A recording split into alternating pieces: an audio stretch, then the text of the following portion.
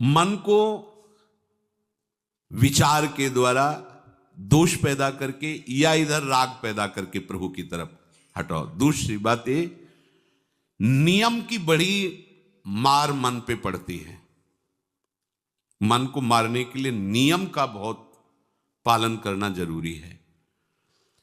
आप अपनी दिनचर्या ऐसी बनाएं, या गुरुजनों से जो पास हुई दिनचर्या, आपके पास प्रातः काल से शयन काल तक 1 मिनट भी खाली नहीं होना चाहिए। ये आप देख लो, जो अभी तक चर्चा हुई वो पूरे संसार में दोष दृष्टि करके भोगों के प्रति या प्रभु पे महत्व बुद्धि करके छोड़ दो, राग छोड़ो। वास्तविक कहीं सुख नहीं है। आप लोग देख लीजिए, विवेक से देख लीजिए, अभी तक सब वही करते रहे हो जन्म जन्मांतर।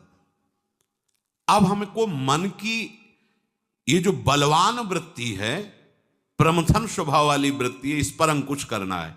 कैसे करना है? प्रातः काल जगने से लेकर शयन तक 1 मिनट भी आपका खाली नहीं होना चाहिए, आपकी दिनचर्या में होना चाहिए। नियमित दिनचर्या बनवा लीजिए या बना लीजिए अपने बड़ों से, अपने पूज्यजनों से पास। हमारी ये दिनचर्या, जीवन में उसका उल्लंघन नहीं होना चाहिए। ऐसी दिनचर्या नहीं, कागज वाली दिनचर्या नहीं, आपकी वास्तविक दिनचर्या जो है वही होनी चाहिए। जिस समय जो आदेश हुआ है कार्य का, आपको उसी समय वही कार्य करना है।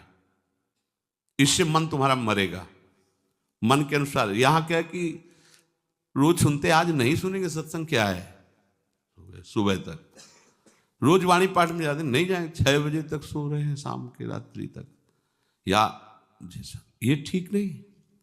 चलो आज ऐसा कर ले, नहीं ठीक नहीं। जो नियम दिया गया वैसे ही चलो। अगर नियम से चलोगे तो उससे लाभ क्या मिलेगा? एक तो परमानंद की तरफ बढ़ रहे हो, दूसरी बात आपका मन मरेगा। मन नियम से मरता है। इस मन का स्वभाव बदल जाएगा यदि आप नियमवर्ती बनोगे। नियमानुवर्तिता से मन आपके अधीन होगा। नियम बनाओ आप।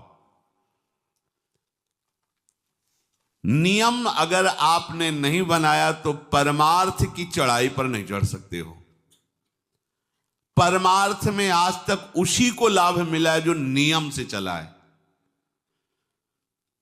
किसी ने पूछा किसी से कि क्या नियम है आपके, तो उनका हमारे संप्रदाय में तो नियम है ही नहीं। गजब की बात कह दी। यहां का जो नेम है वो प्रेम से शासित है। प्राण चले जाएं पर वो नेम छोड़ सकते हैं?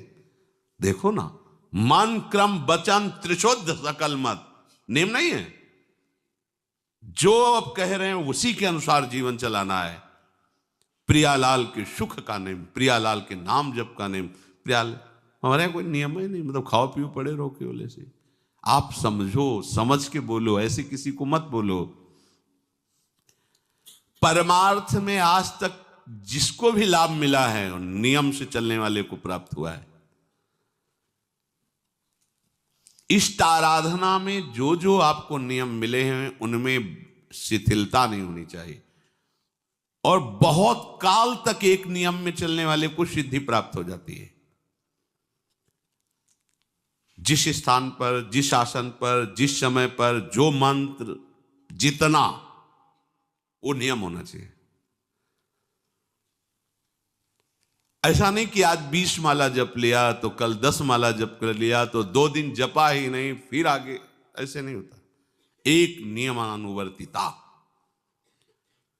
5 मिनट का भी अंतर आपके नियम में जब नहीं पड़ने लगेगा, नियमित नियत समय, यह संतों में देखा गया है। 6 बजे उठना, 6 बजे शयन, 6 बजे उनकी जो दिनचर्या, एक दिन अगर देख लो तो दूसरे दिन तुम कह सकते हो इस समय ये साधन कर रहे होंगे, क्योंकि उनका नियम है, वो वैसे ही मिलेंगे। बड़े बड़े महापुरुषों में देखा गया है। ये 2 बजे के जगने का समय तो मतलब जैसे लगभग विषयी पुरुष सब सोते हैं, ऐसे लगभग जो भगवत प्राप्ति की लगन वाले साधु 2 बजे जग जाते सब। ये नहीं कोई आश्चर्य की बात नहीं है, हमने देखा है। गंगा के किनारे जैसे 2 बजे शुरू हो जाता है, कुआं से जल अर्चना और सब दिनचर्या, गंगा नहाने के लिए फिर जाना, बाद में यहीं से स्नान करके फिर बाद में गंगा स्नान करने जाना। जो अनियमित साधन करता है, यद्यप साधन अविनाशी, पर मन मरेगा नहीं, मन अधीन नहीं होगा, ध्यान रखना। अनियमित, नियमित, आज 1 घंटे बैठे, कल 30 मिनट बैठे, परसों 10 मिनट और फिर आगे बैठे ही नहीं 2-4 दिन, बिल्कुल नहीं, ऐसा नहीं। चाहे 10 मिनट से शुरुआत करो तो 11 होना चाहिए, कभी 9 नहीं होना चाहिए। और बार बार दिनचर्या का परिवर्तन नहीं होना चाहिए, मंत्र का परिवर्तन नहीं होना चाहिए, नाम का परिवर्तन नहीं होना चाहिए, खाने पीने का, शयन का, जगने का बिल्कुल नियत समय होना चाहिए मन को वश में करने के लिए। ये जो लोग ने कि जब जहां जैसे आया चिड़िया की तरह चुनते रहते हैं, कुछ लोगों को तो देखा है, यहां तो थोड़ा शासन है, सत्संग में भी बोतल खोली, एक एक घूंट ऐसे थोड़ी थोड़ी देर पर, अरे मर थोड़ी जाओगे, अमृत बरस रहा है भगवत चर्चा को, उसका पान करो। चिड़िया की तरह कभी ऐसे जेब में डाले, वो रंगीन पुड़ियों नहीं होती है, ऐसे थैली निकाला, भुजिया चवा, 2 पानी, ऐसे मर थोड़ी जाओगे। एक बार भोजन डाल दो, प्राण पोषण होता रहेगा, एक बार नहीं 2 बार से। इसके बाद ज्यादा ये नहीं होना चाहिए, थोड़ा ये पाया, थोड़ा वो पाया, थोड़ा प्रसाद में मिले प्रणाम कर लिया, जरा चख लिया, रख लिया, और जब प्रसाद पाएंगे तब पा लिया। बार बार खान पान से भजन में विक्षेप पहुंचता है। अगर मन को मारना है, भगवत प्राप्ति करना है, तो खान पान का समय, शयन का समय, शयन का समय मानो आप 9 बजे से 2 बजे तक, 9 बजे आप सैया पर होना चाहिए। 2 बजे आप सैया छोड़ ही दो, नींद आई हो या ना आई हो, इससे कोई मतलब नहीं। नियम सो नियम, ये नहीं आज रात में नींद नहीं आई तो आज सो लेते, नहीं, उठो तुरंत। आपकी दिनचर्या, अपने लोगों ने अभ्यास जब किया ना, तो उसमें ये नहीं कि जग के विचार करना है कि उठना है, जेव ही घड़ी पर दृष्टि गई। आज तक भगवत कृपा से कभी अलार्म नहीं लगाया, बचपन से लेके अभी तक। मिले ही नहीं घड़ी तो अलार्म क्या लगाए, गंगा के लिए घड़ी लेके कौन घड़ी देगा, गरीब किसानों के। एक समय निश्चित 5-10 मिनट के अंतर की बात नहीं कहते, तुरंत वस्त्र हटाओ, तुरंत। ये नहीं कि ओढ़ के ध्यान करेंगे, वो ध्यान नहीं होगा, वो सो जाओगे। वो पहले अगर सर्दी के समय हटा दिया, ऐसे खुले बैठो तो ठंडी लगेगी। अब नाम जप करो जितनी देर तुम्हारा नियम हो, नहीं तो चलो अपना शौच स्नान पवित्रता, फिर उस शयन वाले आसन पे न बैठे। अगर फिर नहा धो करके बैठ जाओगे तो एक नींद पूरी और हो जाएगी उसमें।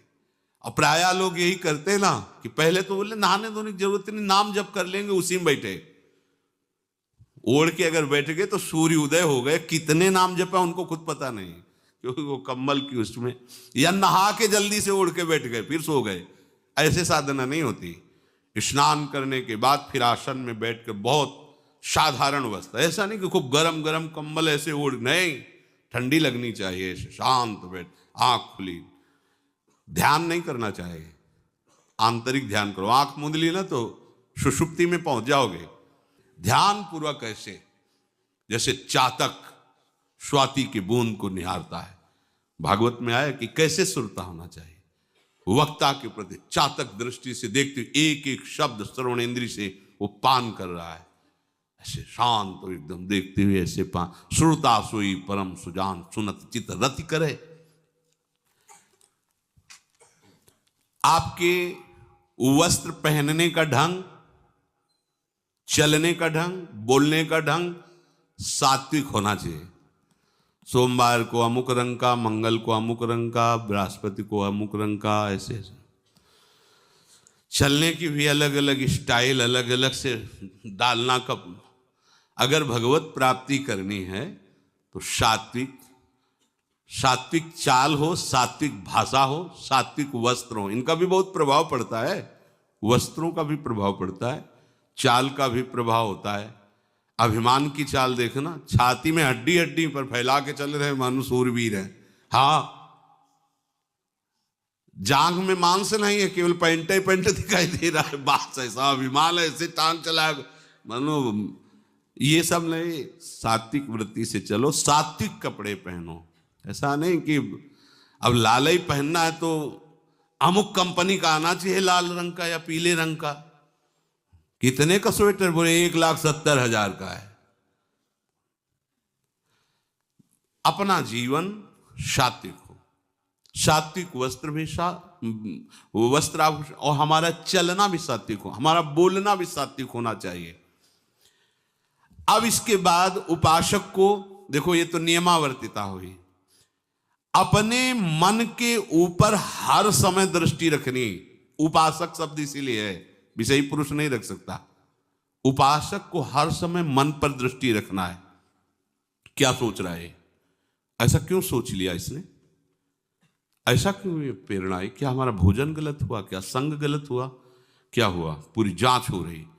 आप सच्ची मानना, प्रारंभिक बात तो अलग है कि मन पूर्वश, नहीं तो ऐसा नहीं है कि काम के विषय में सोचने लगे, ये लोभ के विषय, ऐसा नहीं है। आपका संग गलत हुआ, आपका दर्शन गलत हुआ, आपका गलत श्रवण हुआ, भोजन गलत हुआ तो ही हो सकता है। नहीं, ऐसे नहीं कि भगवत चिंतन की धारा में बीच में काम आ जाए, बीच में क्रोध आ जाए। प्रारंभ में तो ऐसा होता है, लेकिन आगे बढ़े हुए उपासकों को फिर ये दिनचर्या में अपनी जांच करनी, क्या गलत हो गया, आज क्या खाया जो हमारे मन में ऐसे विचार आ रहे हैं, आज किसका संग किया जो हमारे मन में ऐसे विचार आ रहे हैं। यद्यपि बड़ा कठिन है मन की जांच करना, क्योंकि हम मन ही बने हुए हैं, तो जांच क्या करेंगे? जांच तो वो कर सकता है जो थोड़ा मन से अलग हटा है ना, दृष्टा भाव देख रहा है मन को। हम तो मन ही बने हुए हैं, जो चाहता है वो हम चाहते हैं। देखो ना, बहुत बातचीत से समझ में आता है। आज हमारी ये खाने की इच्छा है, आज वहां जाने की इच्छा है, तुम्हारी थोड़ी, वो मन की है। थोड़ा अलग हट करके देखो, फिर उसमें निर्णय करो, सही है या गलत। जो जो विचारों में आप सपोर्ट दे देंगे वो मन के संस्कार बन जाएंगे। आप सपोर्ट नहीं देंगे तो संस्कार नहीं बनेगा। ये बहुत खास बात है। जब आप भजन में बैठे हो, साधन में, या चलते फिरते उठते बैठते, ये जो शास्त्र विरुद्ध गंदी स्फुरणा दे, आप बिल्कुल इसको सपोर्ट मत करना, नहीं ये संस्कार बना देगा। फिर वो आपके न चाहने पर भी आपको परेशान करेगा। और यदि आप बिल्कुल उदासीन रहे, जैसे पागल आदमी पीछे बोलता चला जाए, आप कुछ मत बोलो, वो दूसरी दिशा में चला जाएगा, ऐसे ही मन शांत हो जाएगा आपका। ये आपको फेंकता रहे, आप परेशान मत होना, ये फेंकता रहेगा जो उसने जमा किया है, फिर शांत हो जाएगा, फिर नष्ट हो जाएगा, उसका विषय स्फुरण नष्ट हो जाएगा। अगर कहीं मन भगवत संबंधी सलाह दे तो उसको दुलार करना चाहिए, सराहना कर, वाह आज आपने बहुत सुंदर बात। मन आपको कभी कभी अच्छी सलाह दे, और जहां आपको बुरी सलाह देने लगे तो फिर उसको धिक्कार दो कि प्रभु से बढ़कर तुमको ये लगा, प्रभु के नाम रूप से बढ़कर लगा। अंदर होना चाहिए, बाहर भले मत। ऐसे हो गए ना, वो सुधरने लगेगा। बस ये अच्छे से ध्यान रखो, जब ये गलत प्रेरणा करे तो या तो एकदम उदासीन, और या फिर इसको डांट लगा दो, प्रभु की तरफ चलना है, क्या गंदी बात अंदर।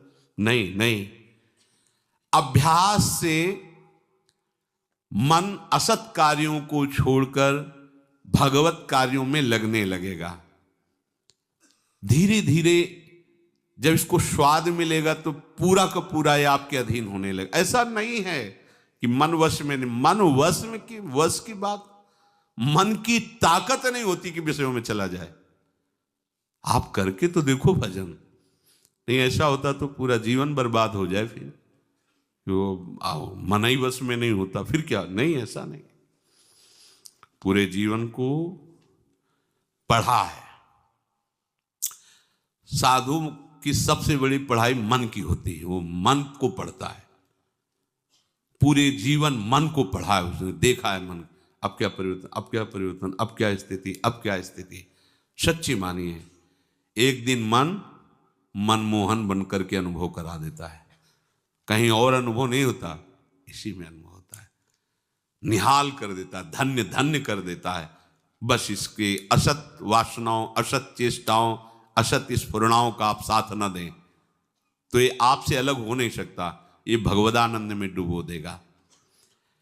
इसे अधिक से अधिक भगवत चर्चा सुनाओ, इसे अधिक से अधिक प्रभु की छवि के दर्शन कराओ। देखो, भरो, मन में भरो, खूब भगवत चर्चा करो। प्रभु की श्री विग्रह, आप जिस कमरे में शयन करते हो उस कमरे में कहीं भी कोई सांसारिकता नहीं होनी चाहिए। परिवार की फोटो या किसी अन्य आकर्षणकारी वैभवशाली की फोटो, ऐसा नहीं, या कोई अपने आराध्य देव गुरुदेव संत भगवान, एक से एक भगवत प्रेमी महात्मा, उनकी संतों की छवि, प्रियालाल की छवि, जिधर दृष्टि जाए भगवत स्मृति में लगा दे। उठते बैठते अपना तो कमरा अंदर से ऐसा ही होना चाहिए, पूरे कमरे में नाम लिख लो, राधा राधा राधा वल्लभ सिंह, राधा राधा राधा राधा, या लिखे हुई टांग, बहुत आपको लाभ मिलेगा। जिधर अब राधा राधा राधा, अखंड स्मृति। और उस जो आपका वास्तविक साधन कक्ष हो, शयन कक्ष हो, अगर ऐसा हो जाए तो बहुत बढ़िया है। अन्य का प्रवेश ना हो, कोई भी हो, सदगुरुदेव की शिवा, आराध्य देव की शिवा, उसका आप देखना, इसका बहुत बड़ा प्रभाव होता है। कई बार इस बात का अनुभव हुआ कि जैसे बाहर मन विक्षिप्त हो गया किसी बात से, किसी उपासक से, और जे भी एकदम जैसे एकदम बदल गई व्यक्ति, और भजन बड़ी तीव्रता से होने, क्योंकि वो आप परमाणु भजन के, वो भागवती कक्ष होता है। इसके लिए भाई जी ने भी सावधान किया है। अगर ऐसा हो जाए तो मान लो असुविधा है तो कोई बात नहीं, अगर ऐसा हो जाए कि भगवत मार्ग के पथिक का जो वास स्थल है, जहां वो शयन करता है, बैठता है, उसमें सांसारिक पुरुषों का प्रवेश ना हो।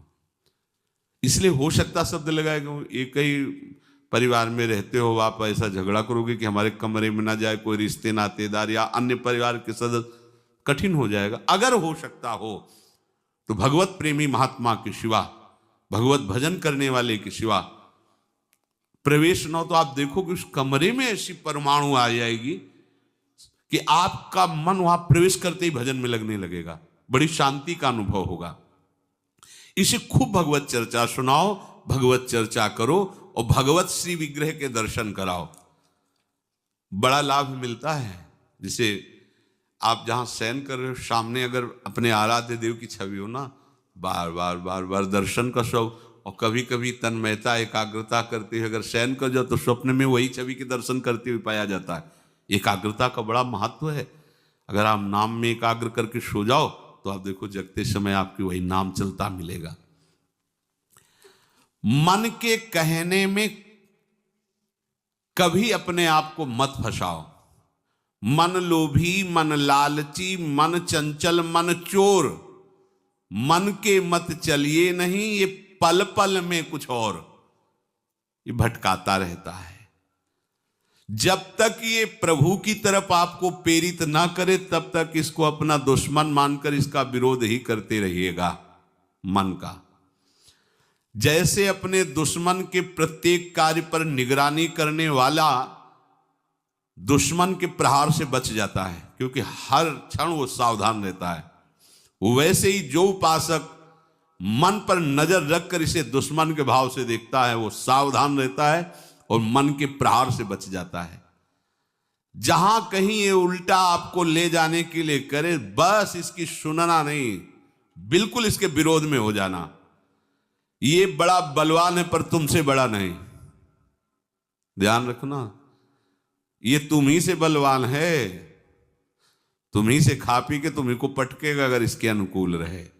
और अगर आप अपने, तो ये इसकी ताकत नहीं आपको गिरा दे, क्योंकि बिना सपोर्ट के आपके कुछ नहीं कर सकता। पक्का आप सपोर्ट मत कीजिए, ये आपका कुछ नहीं बिगाड़ेगा, पर इसका स्वभाव है कि एक क्षण में अपने अनुकूल कर लेना। जहां दिखाया कि हम आपको ऐसा सुख प्रदान करेंगे, जल रहे हो ना, अभी आनंदित हो जाओगे तो आप दस्तखत कर दोगे, जी वसूल ले गया। आपके दस्तखत के बिना कुछ नहीं कर सकता। कई बार इससे उपासक को हारना होगा, क्योंकि बताया नहीं वो दस्तखत करवा लेगा, पर तुम साहस मत छोड़ना इसके परास्त करने का। सैकड़ों बार ये हराता है। सच्चा उपासक वही है कि गिर करके हार करके भी उसको हराने का उत्साह न छोड़े। ये हरा देता है, बहुत बार हरा देता है, क्योंकि पूर्वाभ्यासी बहुत दांव पेच जानता है। हमको अपने अधीन किए रहता, कई बार तो ऐसे ढंग से हराता है कि समझे नहीं आता कि मुझे हरा रहा था क्या। जब हार गए तब लगता है हाँ हार तो गए, इसका मतलब हमको हरा रहा था। हिम्मत मत हारना, जीत तुम्हारी होगी, क्योंकि तुम प्रभु के सीधे अंश हो और ये तुम्हारी ताकत से बलवान हो रहा है। दृढ़ता से लड़ो तो दिन दिन तुम्हारा बल बढ़ेगा और मन का बल घटेगा, और यदि इसका सपोर्ट करते रहोगे तो इसका बल बढ़ेगा, तुम्हारा घटेगा। तुम इस पर जिस दिन विजयी हो गए तो ये मन मन न रहकर श्री कृष्ण हो जाएगा। पर ध्यान रखना, ये बहुत चतुर है, ये कभी डरवाएगा तुमको फिर अपने अधीन करेगा। ऐसा ही होता है, कभी फुसलाएगा, कभी लालच देगा, कभी बड़े सुख का प्रलोभन देगा, परंतु तुम इसके धोखे में मत आना। भूल कर इसका विश्वास न करना। अपनी हिम्मत टूटने न पावे, लड़ने में कमी न होने पावे, इससे लड़ाई लड़नी। यह हम मन से तो लड़ते नहीं, बाहर झगड़ा करते घूम रहे, इससे लड़ो। ये बेईमान जो हमको परास्त कर रहा है, अंत में आप देखोगे आपकी आज्ञा पर खड़ा हो जाएगा हाथ जोड़। आप जैसा ये विश्वासी सेवक बन जाएगा। मन को कभी निकम्मा मत रहने दो। अब तो सब हो गया, वाणी पाठ भी हो गया सब। 3 घंटे तो कोई बात है नहीं, 3:30 बजे शाम के जाना है। 3 घंटे में वो इतना मसाला एकत्रित कर देगा कि 3 महीने में तुम सत्संग के द्वारा उतना सामग्री नहीं एकत्रित कर पाओगे उसको हराने के लिए। बहुत चतुर है, इसको खाली मत रहना। एक आदमी ने भूत सिद्ध किया, भूत सिद्ध हो गया। भूत ने कहा कि काम बताओ हमें, अमुक काम, एक क्षण में कराया। और बताओ, और क्या बताएं? बोले काम नहीं बताओगे तो उठा पटक देंगे तुम्हें, हम तुम्हें मार देंगे हम। वो जो भूत सिद्ध करने के लिए मंत्र दिया था, वो गुरु के पास गया, बोले महाराज वो तो कह रहा मार डालेंगे अगर काम नहीं बताओगे। ठीक है, एक लंबा बांस खड़ा कर दिया और कहा इस भूत को आदेश करो, इस पे उतरो चढ़ो, जब तक हम कोई काम ना बताएं तो यही तुम्हारे ऊपर का। बस ऐसे ही मन भूत है, उठा पटक देगा आपको किसी न किसी विषय में। इसको काम बताओ, क्या? राधे श्याम राधे श्याम राधे श्याम, चढ़ते उतरते रहो, इसे नाम में चलते रहो। जब और कोई काम होगा तो बताएंगे, चलो सेवा कर लो, बाड़ी पाठ कर लो, नहीं है ना, राधे श्याम राधे श्याम राधे श्याम। पक्का समझो भूत है, मार देगा तुम्हें। अगर राधे श्याम रूपी बांस में इसे चढ़ाओगे, उतारोगे नहीं तो पटक देगा किसी न किसी विषय में, फिर छाती जलेगी, दिमाग खराब होगा, डिप्रेशन में पहुंच जाओगे। ये ऐसे ऐसे कर्म करवा देता है कि लगता है अब भी इसकी जरूरत है। प्रभु के होके, प्रभु का नाम जप करके, प्रभु के मार्ग में अब भी इसकी जरूरत है। जो तुमने किया, जो तुमने सोचा, जो तुम सोच रहे हो, इसकी जरूरत है। बहुत सावधान, नाम कभी छूटे ना इसको। उसमें ये निकम्मा मन बर्बाद कर देता है। निकम्मा रहोगे तो इधर उधर की बातें सोचेगा। एक और बात बता दें, जब तक नींद ना आवे तब तक लेट करके भजन मत करना। किडनी थोड़ी खराब है तुम्हारी कि तुम्हें बैठने में परेशानी। अपने लोगों ने ऐसा किया है कि अब जैसे रात्रि में है माला लेके बैठ गए, अब नींद नहीं आ रही तब तक माला चल रहा है, भजन चल रहा है। जब नींद आने लगी धीरे से लेट गए, माला छाती में रखा है, अगल बगल कोई अपने माला में ही है। अब लेट करके कि नींद का इंतजार, तो नींद तो आए कि ना आए, लेकिन ये क्या क्या प्रोग्राम आ जाएगा वो आप देख लो। नए साधक सावधान नहीं रहते तो दुर्दशा अपनी कर लेते हैं क्रियाओं के द्वारा, अन्य चेष्टाओं के द्वारा। शयन के समय बहुत सावधान रहने की जरूरत है। दिन भर तो आपको ऐसी सेवाएं मिली हैं, ऐसे साधन मिले हैं जो भगवदानंद में डुबोने के लिए पर्याप्त हैं, लेकिन जो आपका पर्सनल समय है उस समय आप सावधान रहना। अब आप फुर्सत में लेट गए, जे भी फुर्सत सोच के लेटे कि सब हो गया, अब उसका प्रोग्राम शुरू मन का। अब आपकी इधर उधर चित्तवृत्ति, फिर मोबाइल जो पास है तो फिर क्या कहना है, मन को तो मानो अमृत मिल गया, वो आपको प्रेरित करेगा। जहां आपने कोई गेम ये वो नौटंकी नाटक की, जहां बस उसको मसाला मिल गया, वो आप काफी है। वो आपको ऐसी जगह पहुंचा देगा कि सुबह दिनचर्या में हाजिर नहीं हो पाओगे। कहाँ है वो? बोले अभी तो आया ही नहीं वो। क्यों? मन ने उसको परास्त कर दिया, इसलिए नहीं आया। बहुत सावधान। ये निकम्मा रहेगा तो बुरी बुरी बातें सोचेगा। खास बात है, दिन भर सावधान रह सकते हो माना, लेकिन शयन के समय जब आप अपनी सैया पे गए, अब होश ठिकाने रखो, बिल्कुल सावधान। यहां थोड़ी तुम्हें सावधान रहने की जरूरत है, अभी तो सावधान है ही हो, नहीं तो अभी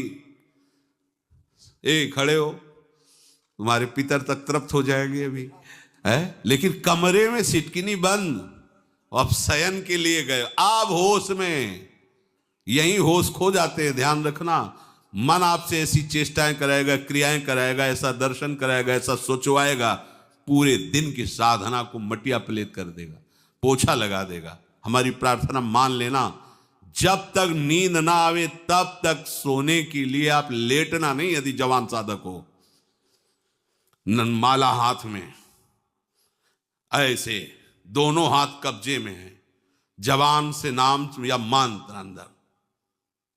अब थक गए, सो गए तो ऐसे सो जाओ, आपकी शैया परम पवित्र है।